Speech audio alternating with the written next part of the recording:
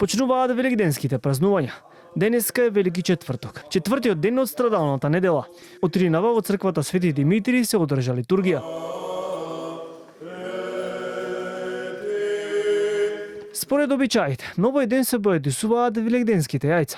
Првото треба да биде црвено, што според христијанството ја символизира Христовата крв. Се верува дека првото великденско јајце има голема моќ. Според традицијата, тоа се остава да го огрее сонцето и треба да се чува до следниот великден обично покрај икона. Граѓаните кои ги снимивме велат дека ја испочитувале оваа убава традиција, со порака дека овие денови им се посветени на домот и семејството. Од бајле уште пред изгреј сонце.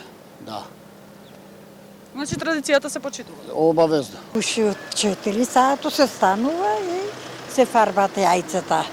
И така. И испочитувате ли така? Да. Како не? Тоа од време се е така.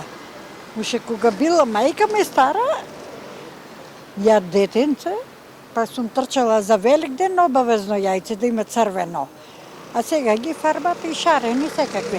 А најпрактично е црвено јајце за Великден. Тоа жените работат. Испочитува ли вашата жена традиција? Да. Испочитува.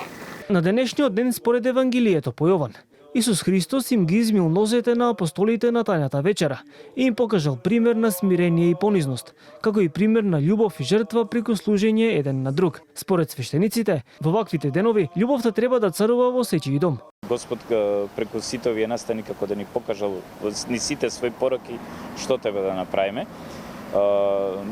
Љубовта треба да царува, љубовта се помалку има. Не само во христијанството, туку и насекаде во светот, тоа е се повеќе поприметливо. Опростувањето исто така, некако тешко ни доаѓа се тоа да го направиме, но и она да си застанеме еден за друг, тоа е многу битно. Затоа што помошта денеска ке луѓето гледам дека е многу потребна. На Велики четврток нема веселби, но има собири на верниците. Во некои краишта, освен што се вапсаат великденски јајца, се месат и посебни сладки.